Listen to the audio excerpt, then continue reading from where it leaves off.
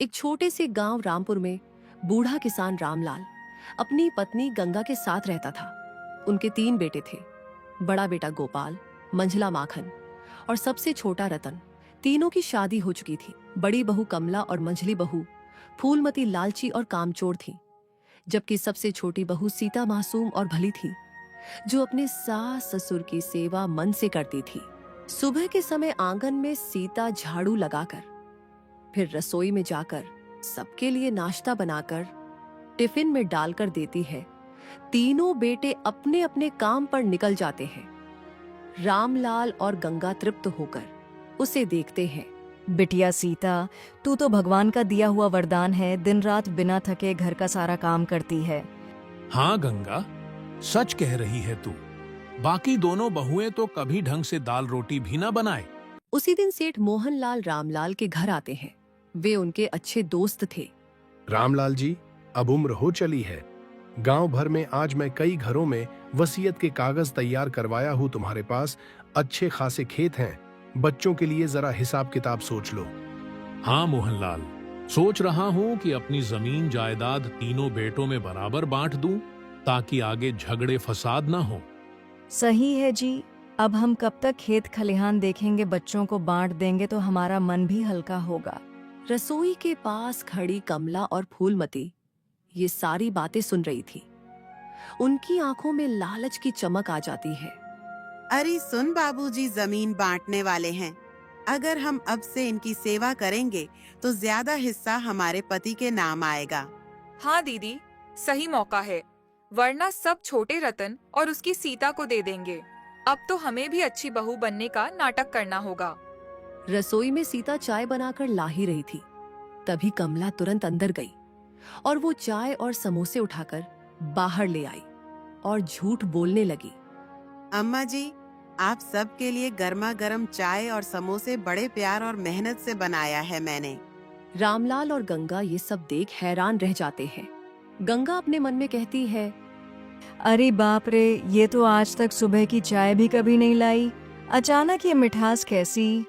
वाह रामलाल जी, आपकी किस्मत बहुत अच्छी है। ऐसी सेवा करने वाली बहू सबको नहीं मिलती। बड़ी संस्कारी है आपकी बहुएं। उधर रसोई में मंझली बहू फूलमती चिकन बना रही है। पूरे घर में प्याज, अदरक, लहसुन, सारे मसालों की महक फैल गई।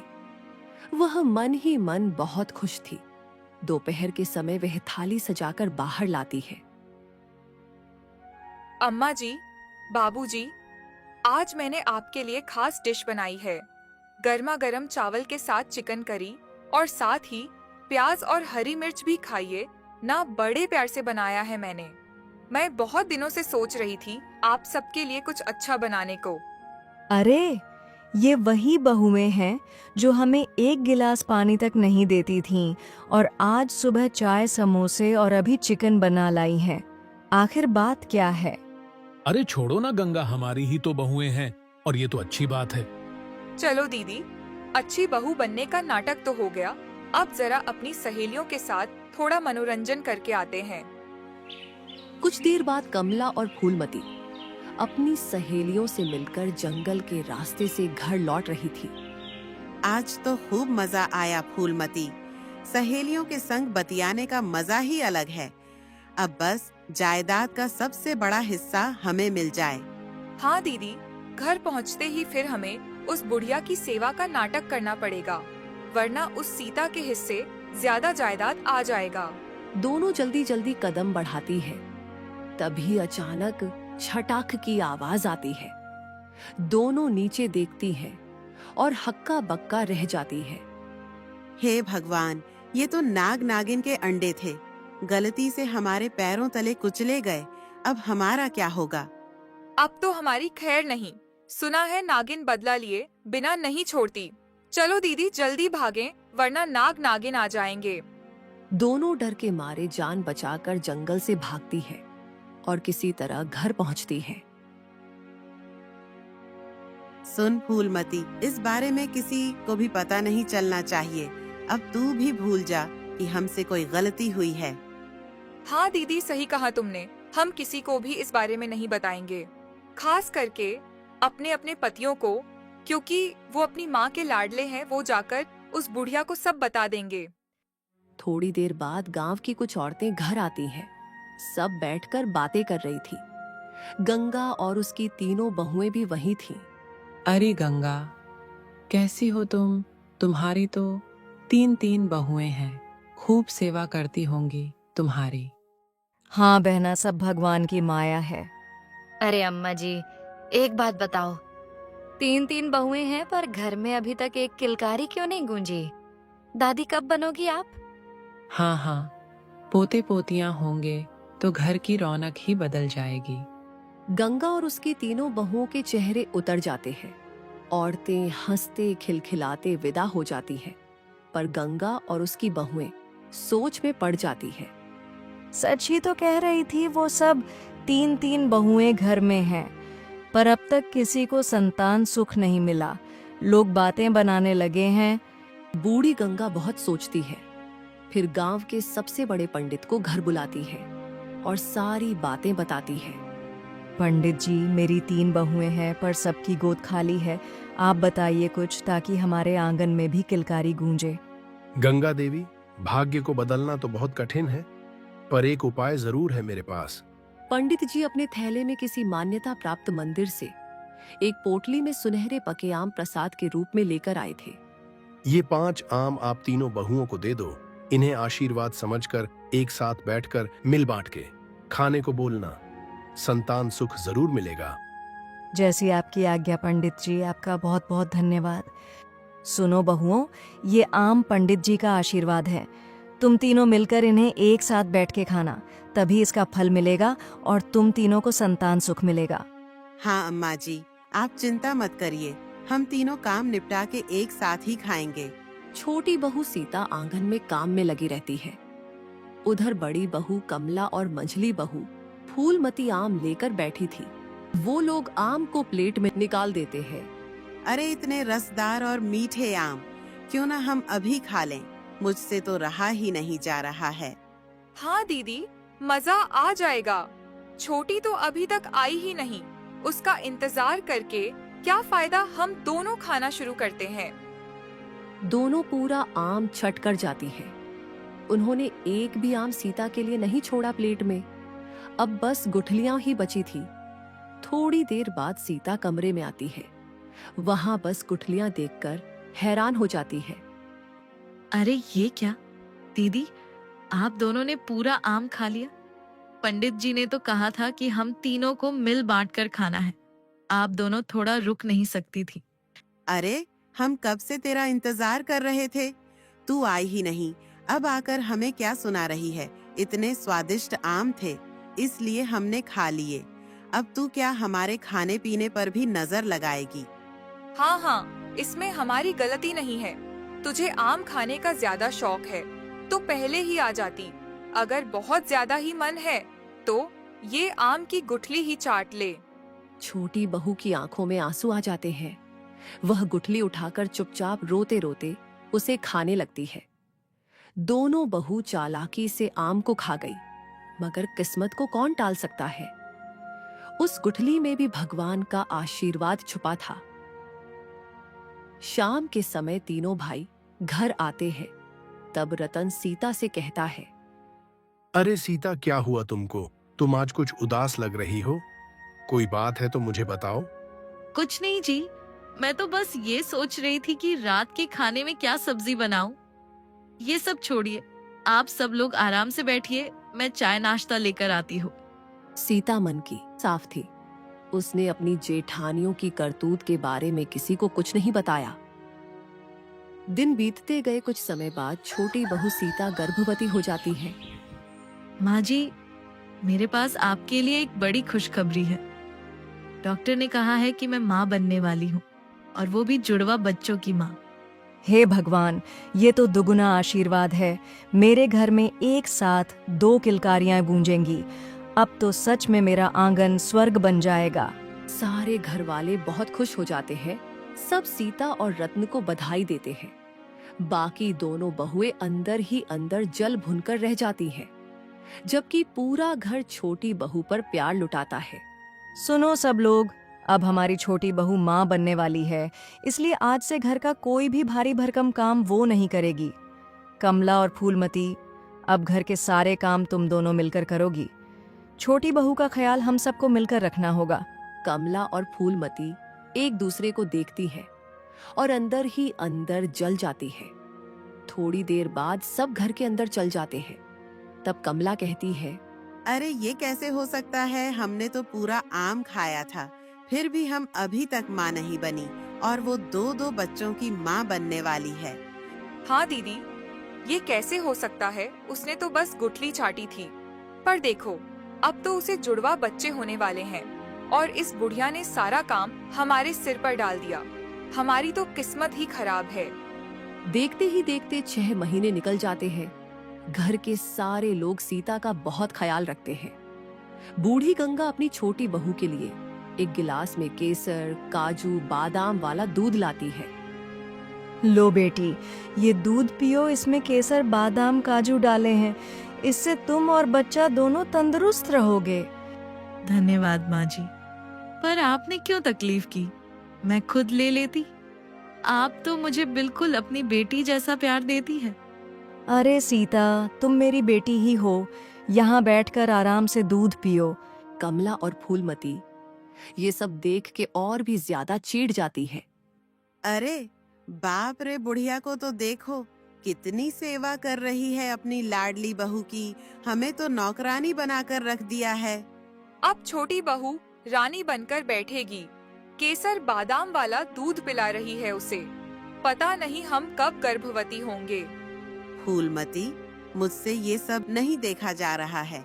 अरे हमने तो पूरा आम खाया था, फिर भी हमारे पेट में बच्चा नहीं ठहरा। हाँ दीदी, ये बात समझ से बाहर है।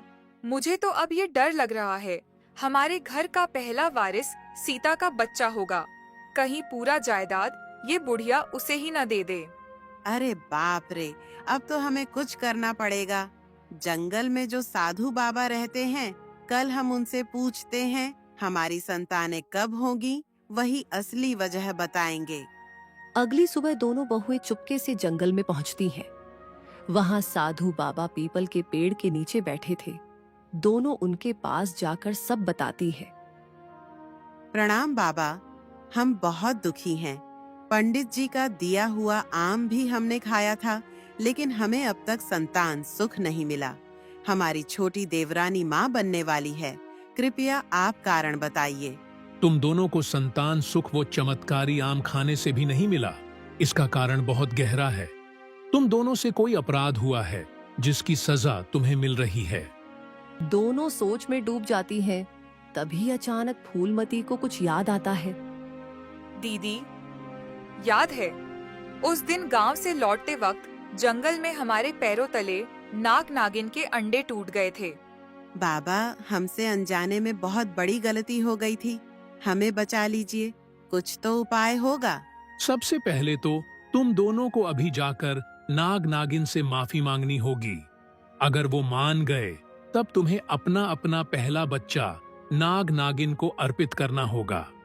उनके सामने जाकर क्षमा मांगनी होगी। तब तुम्हारी कोख फिर से हरी होगी। क्या अपना बच्चा नाग नागिन को देना होगा? हाँ, यही प्रायश्चित है, वरना तुम्हें जीवन भर संतान सुख नहीं मिलेगा। साधु बाबा ने सच्चाई खोल दी थी। अब बड़ी और मंझली बहू के सामने कठिन चुनाव था। रात के समय सारे घर वाले सो गए थे। बड़ी बहू कमला और मंझली फूलमती घर के बाहर खाट में बैठी है। दोनों के चेहरे पर बेचैनी और डर साफ झलक रहा था। दीदी, बाबा ने साफ कहा था, हमारा अपराध तभी मिटेगा जब हम नाग नागिन से माफी मांगे, और अगर वो माफ कर दे तो हमें नाग नागिन को अपना अपना बच्चा देना होगा। तब फिर से हमारी कोख भरेगी। हाँ बहन, लेकिन हम नाग नागिन से माफी मांगने कैसे जाए? उन्होंने हमें काट लिया तो हम तो वहीं मर जाएंगे। एक रास्ता है।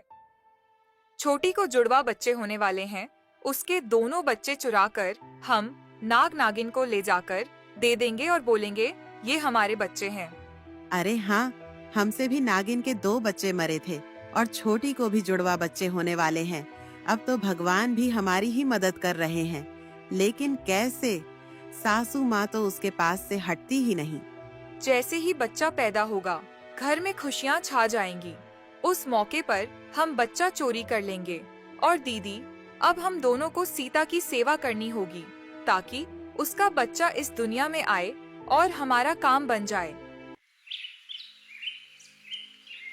अगली सुबह दोनों रसोई में खाना बना रही थीं। केसर बादाम वाली खीर, पूरी, पुलाव, सब्जी, मिठाई, सब थाली में सजाकर सीता के पास ले जाती है। देखो छोटी, हम दोनों ने तुम्हारे लिए मिलकर कितना स्वादिष्ट खाना बनाया है। दीदी, आप दोनों का बहुत बहुत धन्यवाद। आप सब मेरा कितना ख्याल रख रहे हैं, मैं ये सब कभी नहीं भूलूंगी। अरे, हम भी तो अब बड़ी माँ बनने जा रहे हैं। हमारा भी तो फर्ज है तेरा ख्याल रखने का। उनकी सास गंगा ये सब देखकर बहुत खुश हो जाती है। जहां एक ओर मासूम छोटी बहू अपने आने वाले बच्चों को लेकर सपनों में खोई हुई थी, वहीं दूसरी ओर जलन और पाप में डूबी उसकी जेठानियां उसके बच्चों को छीनने की साजिश रच चुकी थीं। बहन, बच्चा पैदा होने का समय करीब आ गया है। अगर घर वाले सब यहीं रहे तो हमारा प्लान कभी सफल नहीं होगा। हाँ दीदी, हमें ऐसा तरीका निकालना होगा जिससे घर खाली हो जाए। एक उपाय है। पास ही वाले गांव में वह प्रसिद्ध मान्यता वाला मंदिर है। अगर हम सासू माँ को कहें कि वहाँ जाकर मन्नत मांगेंगे तो बच्चा तंदुरुस्त होगा, तो वो मान जाएंगी। सही कहा बहन। चलो, आज शाम जब सभी लोग घर आ जाएंगे, हम यही बात सासू माँ से करते हैं। माँ जी, हमें तो चिंता हो रही है। छोटी को जुड़वा बच्चे होने वाले हैं। भगवान करे सब ठीक हो। माँ जी, हमारे गांव के पास वो मान्यता वाला मंदिर है ना, कहते हैं वहाँ मन्नत मांगने से बच्चा तंदुरुस्त पैदा होता है। हमें लगता है आपको और घर के लोगों को वहाँ जाना चाहिए। हाँ, ये तो अच्छी बात कही तुमने। सच है, भगवान का आशीर्वाद मिलेगा तो सब और अच्छा होगा। लेकिन माँ जी, सीता अभी उस हालत में नहीं है कि मंदिर जा सके। हम दोनों यहीं रहकर उसकी देखभाल कर लेंगे। बहुत अच्छा किया जो तुम दोनों ने ये सोचा। ठीक है, कल हम सब मंदिर चलेंगे और तुम दोनों यहीं रहकर सीता की देखभाल करना। सारे घर वाले मंदिर जाने के लिए तैयार हो जाते हैं। कमला और फूलमती बहुत खुश थी, क्योंकि उनकी साजिश को अंजाम देने का समय आ गया था। थोड़ी देर में सारे लोग मंदिर जाने के लिए निकल जाते हैं। पूरा घर मंदिर गया हुआ है। आधी रात को आंगन में सन्नाटा पसरा है। सीता अपने कमरे में थी। अचानक आवाज आई तो कमला और फूलमती भागकर उसके कमरे में गई। कुछ देर बाद बच्चों की रोने की आवाज गूंजती है। जुड़वा बच्चे पैदा होते हैं। सीता बेहोश हो जाती है। उठकर अपने बच्चों को खोजने लगती है। दीदी, मेरे बच्चे कहाँ हैं? मुझे उनकी रोने की आवाज सुनाई दी थी। मेरे लाल कहाँ हैं? सीता, बहुत दुख की बात है। तेरे दोनों बच्चे पैदा होते ही चल बसे। हम कुछ नहीं कर पाए। नहीं, ऐसा नहीं हो सकता है। मैंने उन्हें देखा था, उनकी सांसें सुनी थी। मेरे बच्चे कहाँ गए हे भगवान? सीता जमीन पर गिरकर बुरी तरह रोने लगती है। सुबह की ठंडी हवा बह रही थी। मंदिर से पूजा करके गंगा और बाकी घर वाले जल्दी जल्दी घर लौटे। जैसे ही वे आंगन में पहुंचते हैं, सीता बहुत जोर जोर से रो रही थी। अरे ये क्या सीता बेटा, क्या हुआ? तुम क्यों रो रही हो? सब ठीक है ना? माँ जी, मेरे बच्चे, मेरे लाल कहाँ गए? मैंने उन्हें अपनी आंखों से देखा था, उनकी किलकारी सुनी थी, लेकिन अब वे कहीं नहीं हैं। दीदी कह रही है वे नहीं रहे। हे भगवान, ऐसा नहीं हो सकता। मेरे बच्चे, ये क्या हो गया? हमें सीता को छोड़कर कहीं नहीं जाना था। कमला, फूलमती, सच सच बताओ, क्या हुआ था? बच्चे कहाँ गए? माँ जी, जैसे ही बच्चे पैदा हुए, उनकी सांसें बंद हो गईं। हम कुछ भी नहीं कर पाए। हाँ माँ जी, भगवान ने हमसे ये खुशियाँ छीन ली। छोटी के बच्चे पैदा होते ही चल बसे। हे भगवान, कैसी घड़ी दिखा रहे हो हमें। इतनी दुआओं के बाद भी ये कैसा अन्याय है। घर में मातम छाया हुआ था। सब सीता को दिलासा दे रहे थे, पर कमला और फूलमती का पत्थर का दिल एक बार भी नहीं पिघला। कई दिन बीत चुके थे। सीता दिन रात अपने बच्चों को याद करके रोती रहती है। उसने खाना पीना छोड़ दिया है। रतन भी टूट चुका है। दोनों बैठे आंसू बहा रहे हैं। घर का माहौल शोक में डूबा हुआ है। उसी समय मंदिर से लौट रही नागिन घर के आंगन से गुजरती है। उसकी नजर सीता पर पड़ती है। वह चुपचाप सीता का हाल देखती है। सीता की टूटी हालत देखकर नागिन की आंखें भर आती हैं। बहू खाना खा लो, नहीं तो तुम और बीमार पड़ जाओगी। थोड़ा सा ही सही कुछ तो खा लो बेटी। हाँ सीता, खाना खा लो। कब तक बिना खाए पिए इसे ही रोती रहोगी? नहीं, मुझे कुछ नहीं खाना। मुझे अब जीना ही नहीं है। भगवान को अगर मेरे बच्चे मुझसे छीन ही लेने थे तो मुझे माँ बनने का सुख क्यों दिखाया। थोड़ा बुरा तो लग रहा है, पर दीदी हम अब श्राप मुक्त हो गए हैं। अब हम भी माँ बनेंगे। हाँ फूलमती, तुम बिल्कुल सही कह रही हो। नागिन ने कमला और फूलमती की सारी बातें सुन ली। नागिन अपने मन में सोचती है, हे भगवान, लगता है ये दोनों बच्चे इसके ही हैं और इन दोनों औरतों ने हमें धोखा दिया है। इन्होंने इस बेचारी सीता के बच्चे हमें लाकर दे दिए। इधर ये बेचारी अपने बच्चों के लिए तड़प रही है। नागिन तुरंत अपने नाग के पास जाती है और सारी बात बता देती है। अब नाग और नागिन दोनों का दिल पिघल जाता है। उन्हें अपने बच्चों को खोने का दर्द मालूम था, इसलिए उन्हें सीता पर दया आ गई। नाग नागिन दोनों बच्चों को सीता के पास ले जाते हैं। सब घर वाले इकट्ठा हो जाते हैं। सारे घर वाले चौंक जाते हैं। सामने नाग और नागिन दोनों बच्चों के साथ आंगन में थे। कमला और फूलमती के चेहरे का रंग उड़ जाता है। दोनों बहुत घबरा जाती है। अरे ये बच्चों को लेकर यहाँ क्यों आ गए? लगता है अब हम पकड़े गए। हे भगवान, अब हमारा क्या होगा? अरे नाग नागिन, और ये दोनों बच्चे इनके साथ कहाँ से आए? किसके हैं ये बच्चे? सब सन्न रह जाते हैं। तभी नाग आगे बढ़ता है और गहरी आवाज में बोलता है, इन दोनों बच्चों की असली माँ सीता है। एक दिन तुम्हारी बड़ी और मंझली बहू ने हमारे अंडे तोड़े थे। जब हमने बदला लेने की ठानी, तब उन्होंने हमें धोखा देकर सीता के नवजात बच्चों को हमारे हवाले कर दिया। बोले कि यही हमारे बच्चे हैं। सबके चेहरे सफेद पड़ जाते हैं। गंगा गुस्से में अपनी बहुओं की तरफ देखती है। सीता अपने बच्चों को उठा लेती है और उन्हें गोद में लेकर बहुत रोने लग जाती है। मेरे लाल, मेरे प्यारे बच्चों, भगवान का लाख लाख शुक्र है। आज मेरी झोली फिर भर गई। नाग नागिन जी, आप दोनों का बहुत बहुत धन्यवाद। आपकी वजह से आज मेरे बच्चे मेरी गोद में हैं। थोड़ी देर में नाग नागिन वापस चल जाते हैं। अब गुस्से में बड़ी और मंझली बहुओं की तरफ सबकी नजरें जाती हैं। उनके पति उन पर चिल्लाने लगते हैं, शर्म नहीं आई तुम्हें? अपने ही घर की लाज बेच दी। इस बेचारी के बच्चों को छीनकर नाग नागिन को सौंप दिया। तुम दोनों को इन मासूम बच्चों पर जरा सी भी दया नहीं आई। तुम लोग इतना नीचे गिर गई, मुझे विश्वास नहीं हो रहा है। आज से तुम्हारा इस घर में कोई हक नहीं है। निकल जाओ यहाँ से और कभी अपनी शक्ल मत दिखाना। दोनों बहुएं हाथ जोड़कर माफी मांगने लगी, गिड़गिड़ाने लगी, पर दोनों बहुओं को धक्का देकर घर से बाहर निकाल दिया जाता है। तुम दोनों इतना नीचे गिर जाओगी, मैंने कभी ये सोचा नहीं था। एक माँ से उसके बच्चे चुराकर अपने स्वार्थ के लिए नाग नागिन को दे आई। निकल जाओ हमारे घर से। तुम दोनों ने इसलिए हमें घर से बाहर मंदिर भेजा था ना, ताकि तुम दोनों अपनी ये घिनौनी साजिश को अंजाम दे सको। यही तो मैं सोच रही थी कि अचानक तुम दोनों इतनी अच्छी क्यों बन रही हो। निकल जाओ हमारे घर से। अब तुम्हें यहाँ रहने का कोई हक नहीं है।